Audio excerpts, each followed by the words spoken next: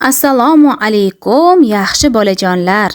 Bugun sizlarga bir emas, ikkita hikoyani so'zlab bermoqchiman.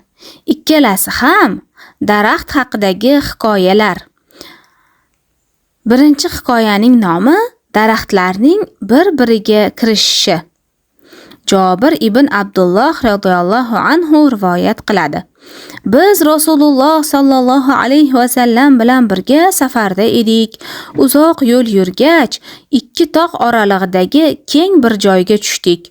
Shunda u zot hojat uchun chiqdilar. Men esa orqalaridan idishda suv olib bordim.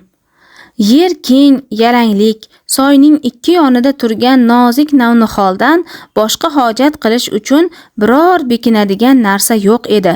Payg'ambarimiz alayhissalom daraxtning yoniga borib, shoxidan ushladi va Alloh izni ila yurgin deya tortdilar.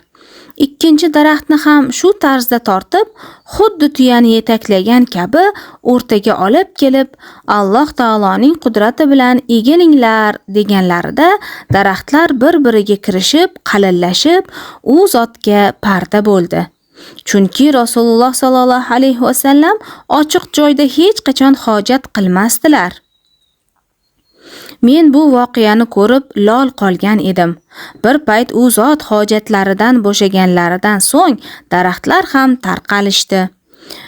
Boshlari bilan iymon qilgan edilar, joy-joylariga borib o'rnashishdi.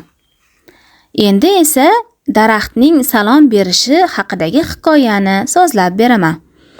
Ya'lo ibn Murra radhiyallohu anhu rivoyat qiladi. Rasululloh sallallohu alayhi va sallam bilan birga safarda edim. Olis yo'l yurib, bir joyga tushib dam oldik. U zot uxlaganlarida men atrofni kuzatib turgandim. Bir payt shu yerda tarvaqaylab ketgan daraxtlardan biri ildizlari bilan yerdan qo'zg'alib, biz tomonga kela boshladi.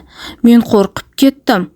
U kelib Rasululloh sallallohu alayhi va sallamni bir aylangach, yana joyiga borib o'rnashdi. Payg'ambarimiz alayhissalom uyg'onganlarida men voqeani bayon etdim. U zot alayhissalom bu daraxt meni ziyorat qilish uchun Allohdan izn so'radi. Ruxsat bo'lgach, kelib menga salom berdi va yana orqasiga qaytdi dedilar. Xo'sh bolajonlar, bu ikki xil hikoya sizlarga yoqdimi? Agar yoqqan bo'lsa, qaysi biri sizni ko'proq hayron qoldirdi? Izohlarda o'z fikringizni yozib qoldirsangiz, juda ham xursand bo'lar edim.